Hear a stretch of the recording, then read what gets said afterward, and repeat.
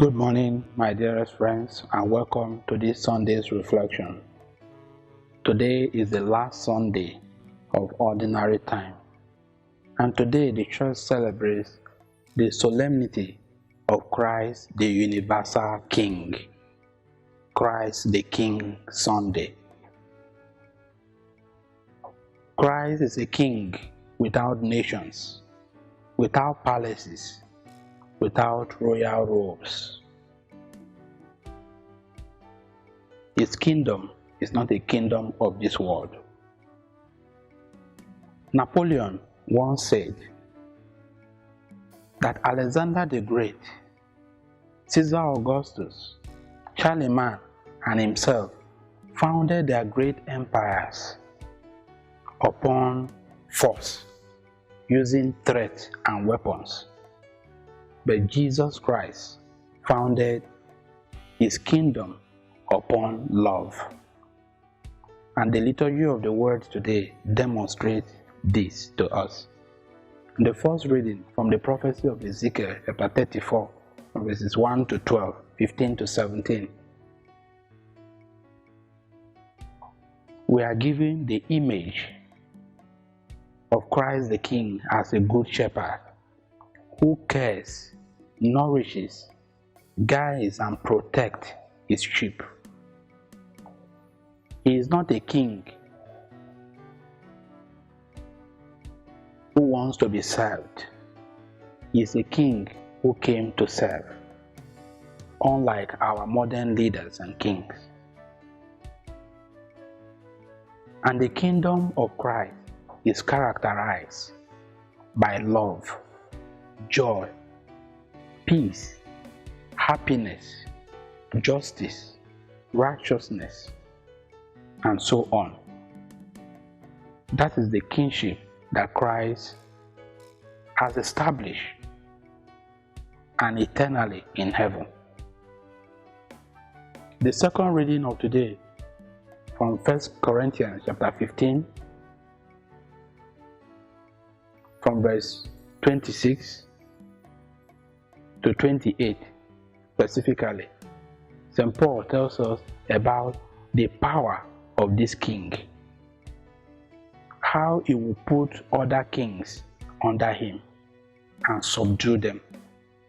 He is truly the King of Kings. And in the Gospel of today, from the Gospel of St. Matthew, chapter 25, from verse 31 to 46, Christ gives us the requirement for admittance into his eternal kingdom. And what are these requirements? Simple and seemingly secular: giving a cup of water to the thirsty, giving food to the hungry, clothing the naked, visiting and caring for the sick and those in prison, and home for strangers. This is what the church calls the corporal works of mercy. And so today, the liturgy of the word is challenging us to reflect whether our lives are patterned according to the requirements. Where are we missing the mark? This is the great challenge for you and me.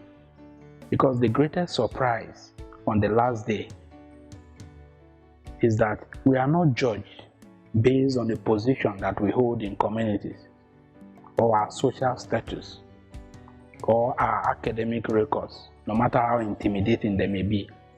We are not judged based on wealth. And in fact, we are not even going to be judged based on the number of prayers we say daily, except those prayers lead us to a greater love of God, and in turn, love of our brothers and sisters.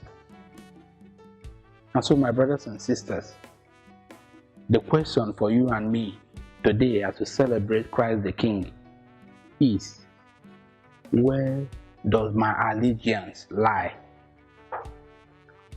Who reigns over me? Does Christ reign over my life, over my decisions, my choices?